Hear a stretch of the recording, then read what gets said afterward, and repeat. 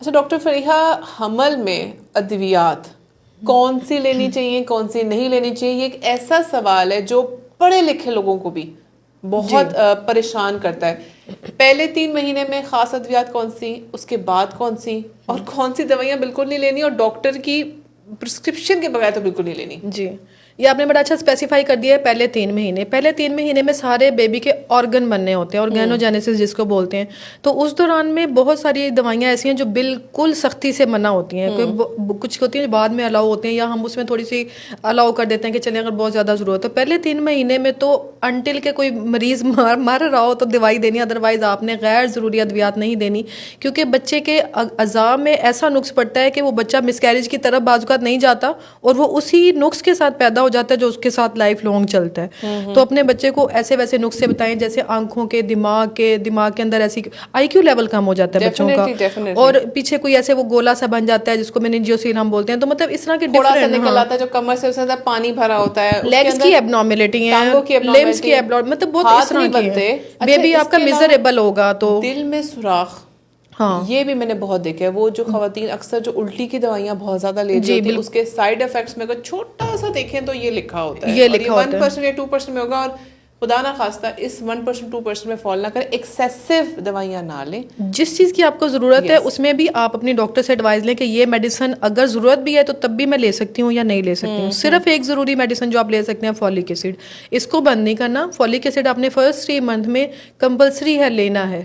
उसकी भी dose specify करेंगी। कुछ पेशेंट्स को ज़्यादा डोज देनी होती है, फॉलिक एसिड को भी हमने डबल डोज में देना होता है। फॉलिक एसिड वैसे असूली तौर पे कितनी रिकमेंडेड है? एक गोली कितने एमजी की है, और एक गोली लेनी चाहिए कि 2? जो एक गोली स्टैंडर्ड जो मार्केट में भी अवेलेबल है, उसकी इनएक्टिव फॉर्म है, बेसिकली वो 5 मिलीग्राम की होती है। तो उसमें से जो बॉडी को मिलता है उसमें से तो 1 मिलीग्राम बॉडी को एक्टिव फॉर्म में होके मिल जाता है, कन्वर्ट होके, जिस समय समझ ले टूट फूट के, तो वो सफिशिएंट है। अगर जो दूसरे ब्रांड्स हैं हेल्दी खातून के लिए, जी, जो बाकी दूसरे ब्रांड्स हैं उनके अंदर 1/2 मिलीग्राम मतलब 500 माइक्रोग्राम तक, 400 600 इस तरह की अल्ट्रेशन, लेकिन रिक्वायर्ड रिकमेंडेड इतनी ही है ऑलमोस्ट ना। जिसमें पहले कोई ऐसे बेबी के मसाइल रहे हों, अज़ा के, जहनी मसाइल, सीपी चाइल्ड जैसे होता है, तो उन मदर्स की अगली प्रेगनेंसीज में हमने हायर डोज एडवाइस करनी होती है, और इवन कई पेशेंट्स को थ्रू आउट प्रेगनेंसी भी एडवाइस होती है। Otherwise most of the cases first trimester, पहले 3 महीने बस ये फॉलिक एसिड। अच्छा डॉक्टर फरिया, ये फॉलिक एसिड अक्सर जैसे एक होती है खातून जो हेल्दी होती है, एक होती है जो बहुत, जिसने कोई 5-6 बच्चे पैदा किए होते हैं, बिल्कुल पतली सी, कोई खुराक नहीं, क्या ऐसी खवातीन को 2 रिकमेंड कर सकते हैं? नहीं, देखिए फॉलिक एसिड से वेट गेन नहीं होगा आपका। ठीक है, आप ये जरूर कह सकते हैं जिनका वेट ज्यादा है उनके बीएमआई के अकॉर्डिंग उनकी रिक्वायरमेंट ज्यादा है, ठीक है, उनकी बॉडी की रिक्वायरमेंट जरूर ज्यादा है। लेकिन जो थिन पेशेंट है उनकी रिक्वायरमेंट ज्यादा, कोई ताल्लुक नहीं जी है उस चीज के साथ, वेट गेन के साथ ताल्लुक नहीं है। आप अपनी ओवरऑल हेल्थ के लिए ओवरऑल न्यूट्रिशन इंप्रूव अच्छी रखें, हेल्दी चीजें लें जिससे आपका बॉडी का बल्क सही रहे। जैसे कहते हैं ना, सब्जियां लें, ग्रीन लीफी वेजिटेबल्स लें, वो खाएंगे तो आपकी खुराक भी अच्छी रहेगी, ओबेसिटी की से बचें और अच्छी हेल्दी आपकी बॉडी का बल्क मेंटेन हो आपके। ठीक है। और डॉक्टर फरिया, अब आपने कहा पहले 3 माह में folic acid, strictly folic acid. फिर दूसरे नंबर पे आती है पहले 3 माह में वो पेशेंट जिनके पहले मिसकैरेजेस की हिस्ट्री है और उनकी तशखीस ऐसे बनी हुई है कि उनके बॉडी में प्रेगनेंसी के दौरान, हमल के दौरान खून गाढ़ा होने की कोई बीमारी। एक और फॉलिक एसिड के अलावा जो ज़रूरी मेडिसिन हमने देनी होती है, अगर किसी को पहले 3 मंथ में मिसकैरेजेस की हिस्ट्री है और उनकी तशखीस उस बीमारी की बनी हुई है, APLS, जिसमें खून गाढ़ा हो जाता है प्रेगनेंसी के दौरान खास तौर पे, तो उनको खून पतला करने की दवाइयाँ हमने चलानी जी। वो जिनका APLS का डायग्नोसिस है तो वो एंटीफॉस्फोलिपिड का, तो उनको हमने लोप्रिन की टैबलेट देनी होती है और इंजेक्शन भी लगवाने होते हैं। एंड देन अगेन डॉक्टर साहिबा वाली बात कि आपने ये लिखवानी है, आपने खुद से नहीं करनी, और ये भी नहीं करना कि डॉक्टर साहिबा ने वीडियो में बोला है मुझे ये दें, ऐसे नहीं होता। ऐसे नहीं होना। अब कल पेशेंट मेरे पास आ जाए भी हमें ये दें, इसमें खून पतला करने के कई लोगों के पास लेना है। हाँ कि इंजेक्शन भी लगने होते हैं खून पतला होने के। हर किसी की खुराक और अद्वियात उसके हिसाब से होती हैं, हर किसी की बीमारी सेम नहीं होती। बिल्कुल, आपने अपने डॉक्टर के पास, और लाजमी आपने देखना है कि आपके जो डॉक्टर हो कंसल्टेंट हो, गायनेकोलॉजिस्ट हो, डिग्री हो, सर्टिफाइड हो। आपने किसी प्लीज इसके पास प्रोफेशनल डिग्री ना हो गायनी और ऑब्स की, उनके पास आपने नहीं जाना अपने इलाज के लिए। अच्छा डॉक्टर फरिया, खवातीन को उल्टियाँ बहुत लगती हैं पहले 3 माह में, खवातीन को दर्दें बहुत होती हैं, उस सूरत हाल में वो क्या करें? जैसे सिर्फ फॉलिक एसिड पे गुजारा करें?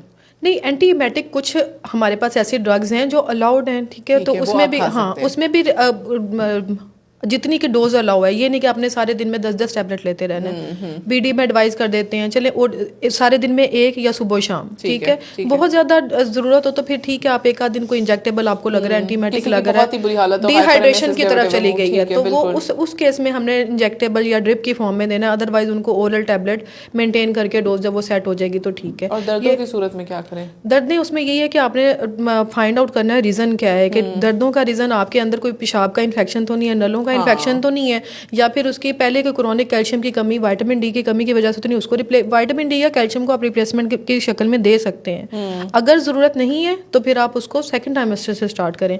अगर डेफिशिएंसी फर्स्ट ट्राइमेस्टर से अपीयर हो रही है तो कैल्शियम या विटामिन डी की रिप्लेसमेंट बिल्कुल दें।